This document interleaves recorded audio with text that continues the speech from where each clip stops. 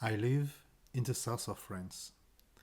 I've created this channel in order to share my love for the Provence region, located in the south of France. In this channel, I'll share a series of videos of visits that I've made recently in Provence.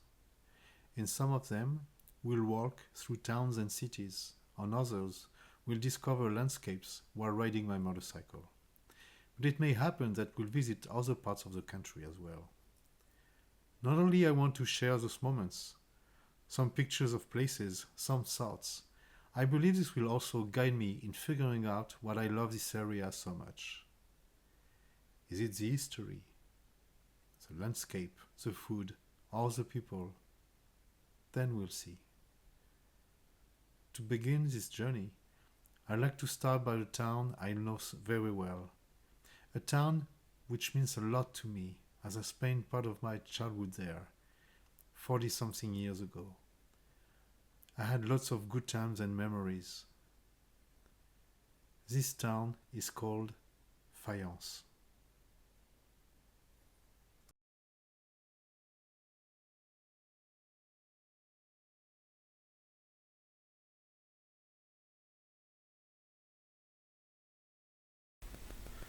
Now, let's take a look at the map and see where Provence is located.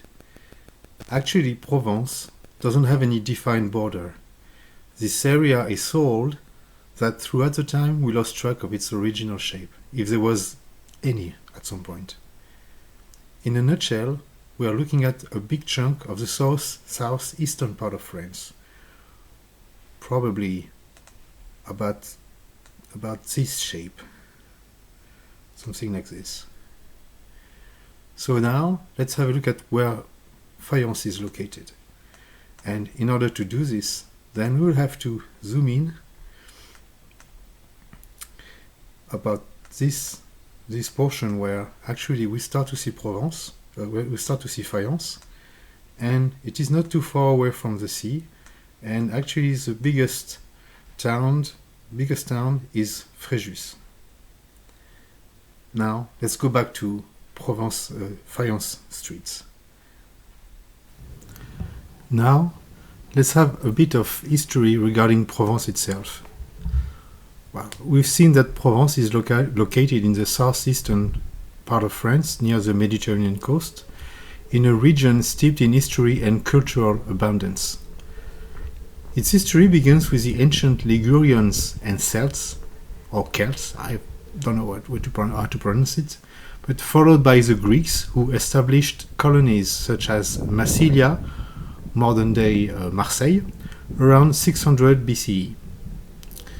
The region thrived under Roman rule, becoming part of the province of Gallia Narbonensis, sorry for the pronunciation, which lent Provence its name, being province of Rome. Roman influence remains evident in its stunning architecture, including the amphitheater of Arles and Orange and the Pont du Gard aqueduct. After the Roman Empire's decline, Provence endured waves of invasion, including those of Visigoths, Ostrogoths, and Franks.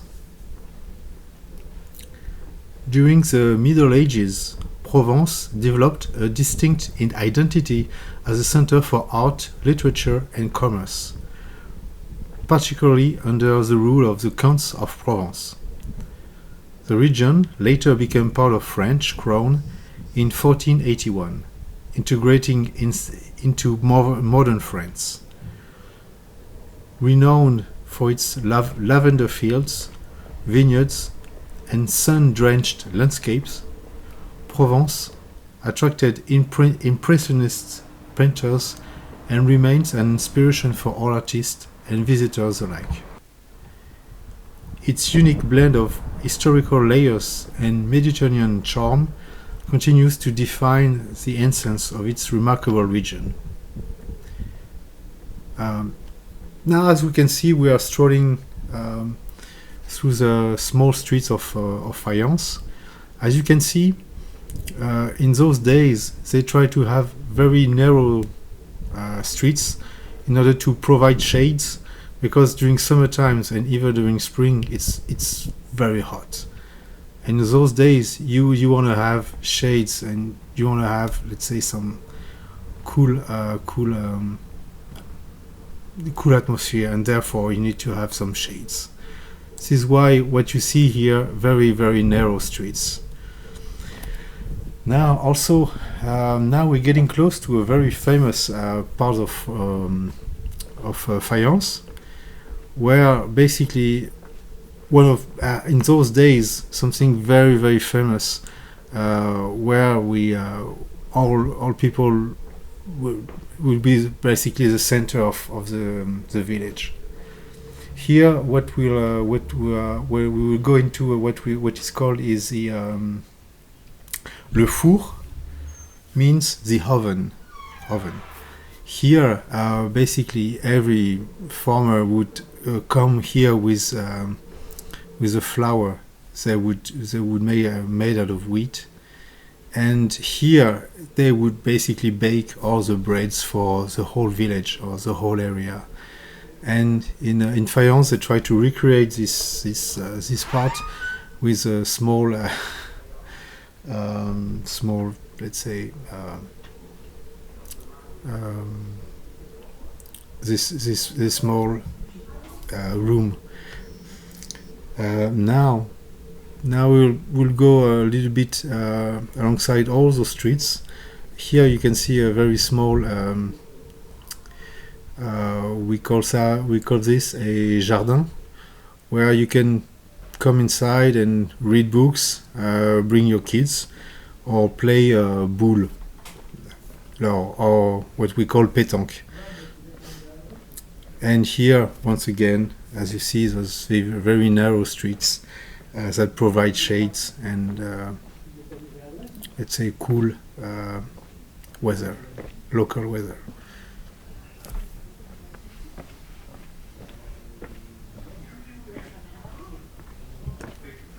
Now remember, in those days, you wouldn't have any cars, because those cities are very old, and best case you would have a donkey or a horse, and this is also why you don't see any very large streets. Once again, remember, in those days, very hot weather, and no air conditioning.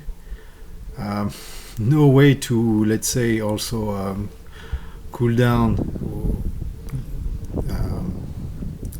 your apartment with a fan. No electricity, so therefore it all relies on shades and blinds on windows.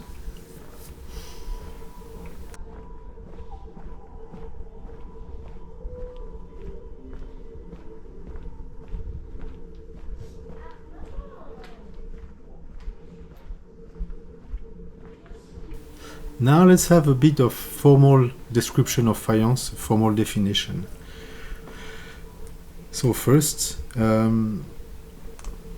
Fayence, nestled in the Var department of southeastern France, boasts a rich history stretching back over 5,000 years.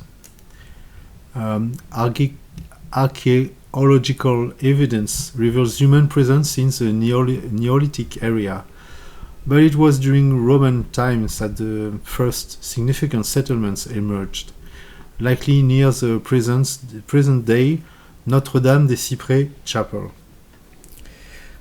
The town's name, originally Fagencia, sorry once again, I'm not very good in ancient Roman accent, appears in records of as early as 909, and its presence to derive from the Latin fagus, which means beech tree, or faventia loca, meaning pleasant place. Once again, not very I don't know a whole lot about Latin, so I will leave it to this description. In the Middle Ages, Fayence flourished under the influence of the powerful Bishop of Fréjus, who built a castle atop the hill to guard against invasions. The town's strategic location and serene climate made it a favorite summer retreat for clergy and nobility alike. Sorry for that. And this is exactly what you're seeing here. It's all about climbing and stairs. As you see, lots of cats in those towns. This is not something you will also see in other parts of Provence, especially in those small towns. They have lots of cats. Now, getting back to the description, by the 18th century, Fayence had grown into a subtle community, and in 1782, it gained independence from the Bishop of Fréjus by paying a hefty sum to the crown. The Revolution and subsequent wars brought hardship, with thousands of soldiers passing through the area, straining local resources.